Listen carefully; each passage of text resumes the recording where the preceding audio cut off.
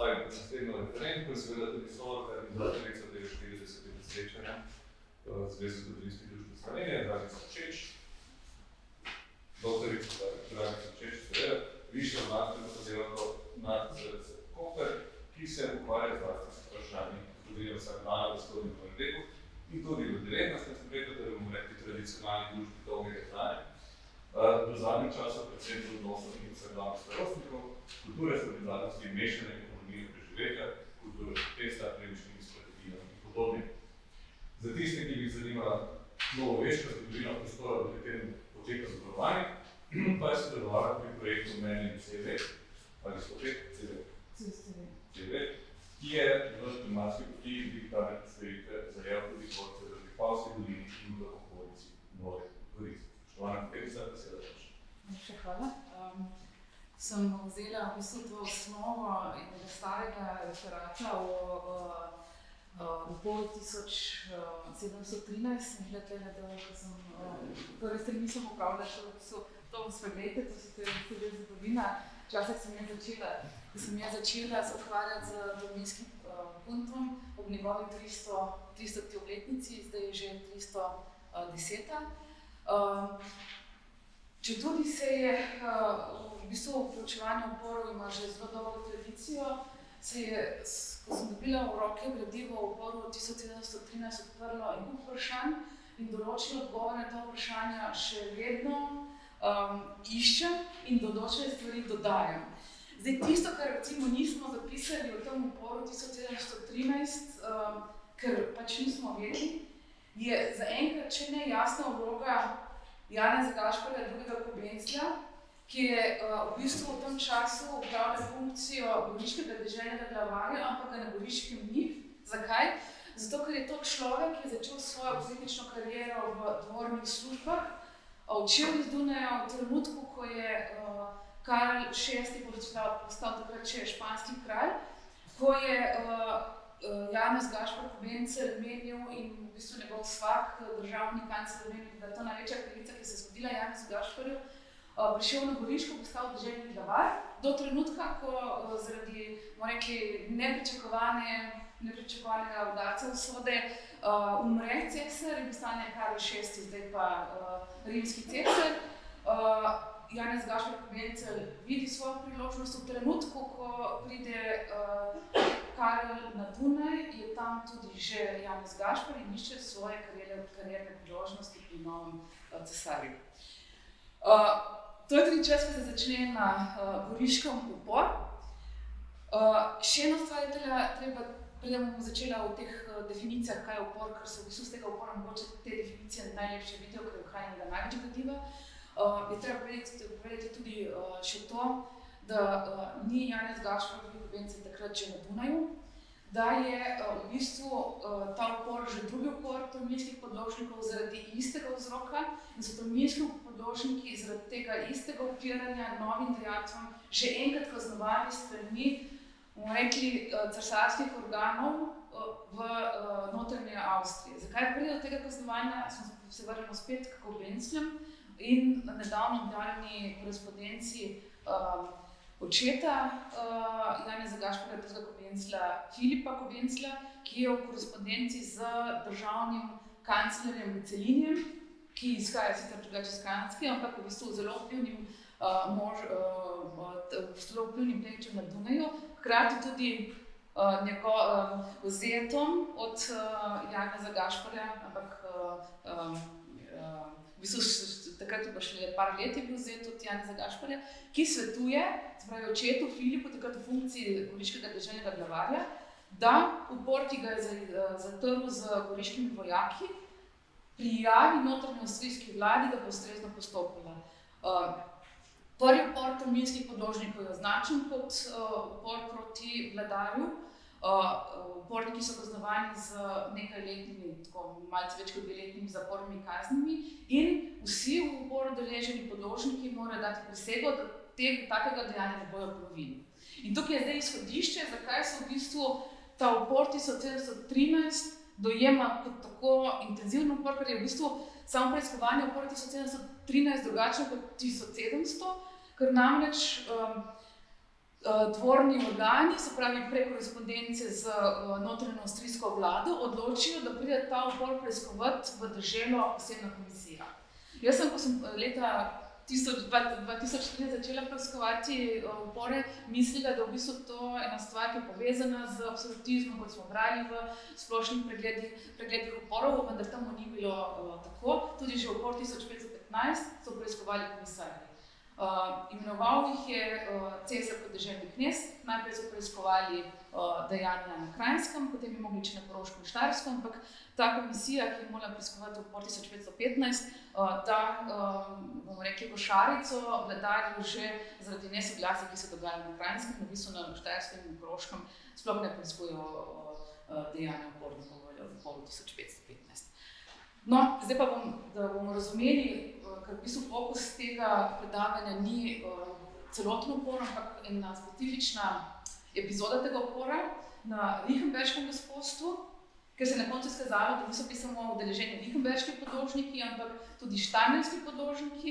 Ti štajerski podložniki pa so bili podložniki vsaj brata Janeza Gašpara Kobencla, lahko pa tudi njega, ker v bistvu oče Filip po smrti posesti ni razdelil in v bistvu šlo za dogovor med obema bratoma in ne vemo točno, kakšno je bilo stanje leta 1713. Skratka, v Vjericht in tudi v recimo potem končni potrditvi kazni za podložnike se ves čas govori o riefenberških podložnikih, ki dobijo kolektivno kazen, ampak tistimi, ki jih posebej izpostavil v tem predlogu kazni je 5 podložnikov, ki so podložniki štajerskega gospodstva in ne riefenberškega gospodstva.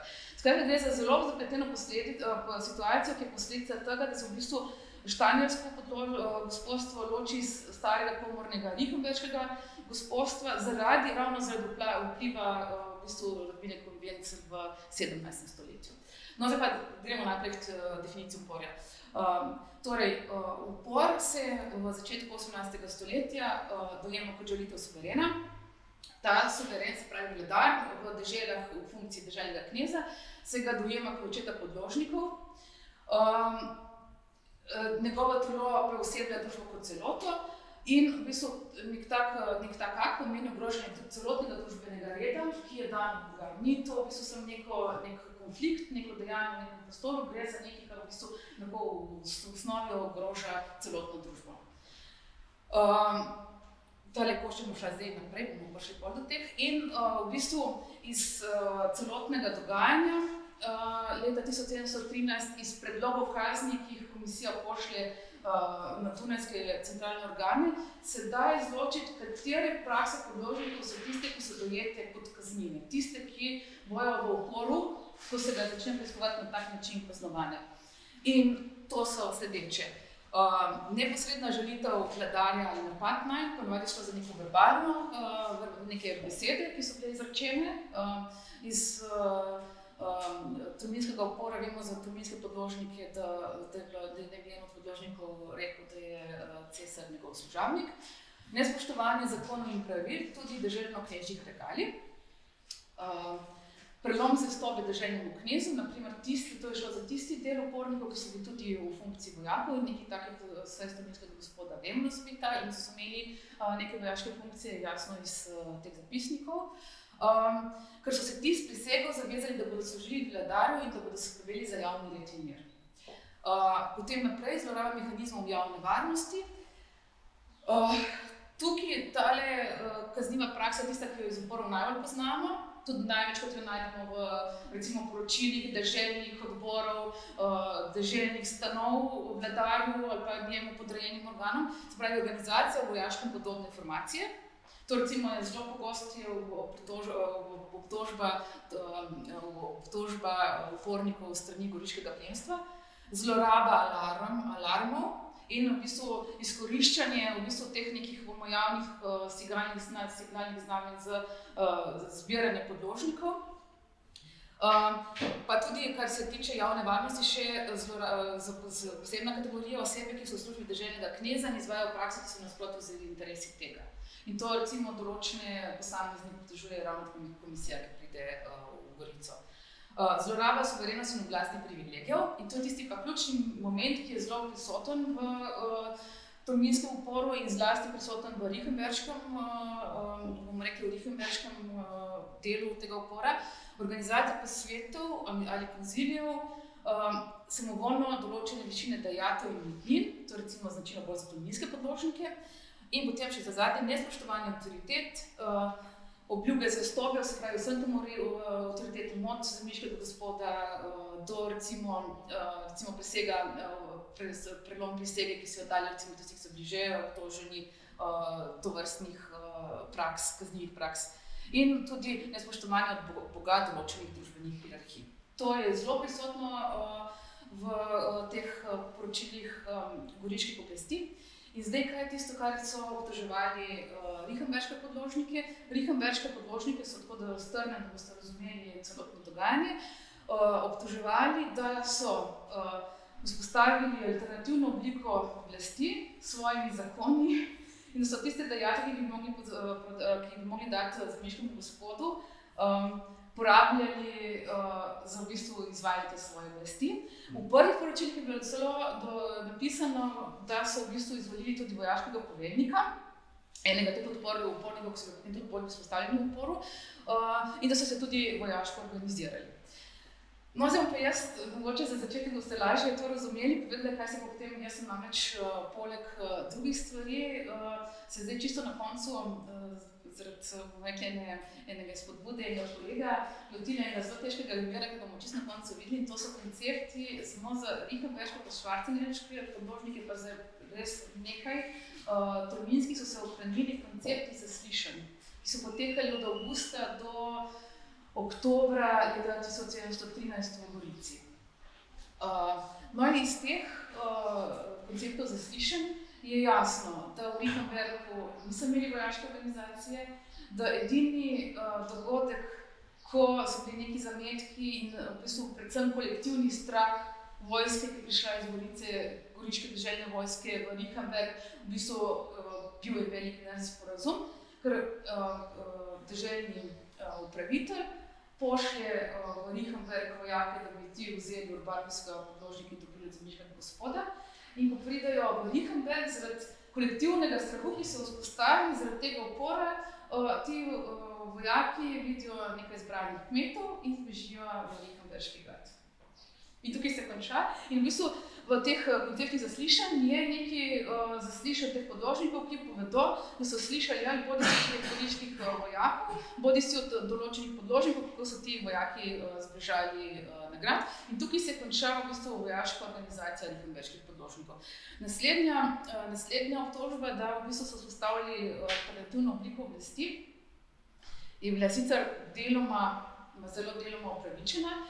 Bomo začela od začetka.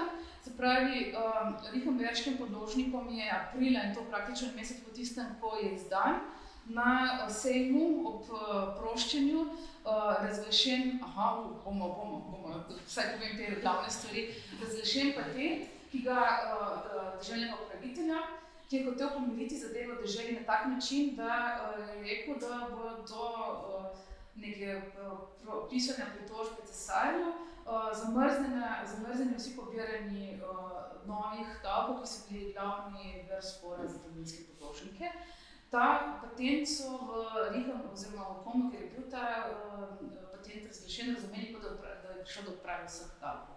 No in v bistvu so se zbrali Rickenberški in štanjerski podložniki in so šli na Rickenberški grad, da bi pridobili star urbar. Iz celotnega konteksta se zdi, da verjetno šel tisti zadnji komorni urbar, ki je bil sestavljen od prodaje Rickenberškega procesa v 30 letih 17. stoletja. No in v bistvu na Rickenberškem gradu, za razliko od vseh teh ostalih okoliških gradov, ki so ga upravljali upravitelji, so bili predstavniki družine rentierjev. V tem trenutku je Rickenberško gospodstvo razdeljeno med 10 različnih jurisdikcentov.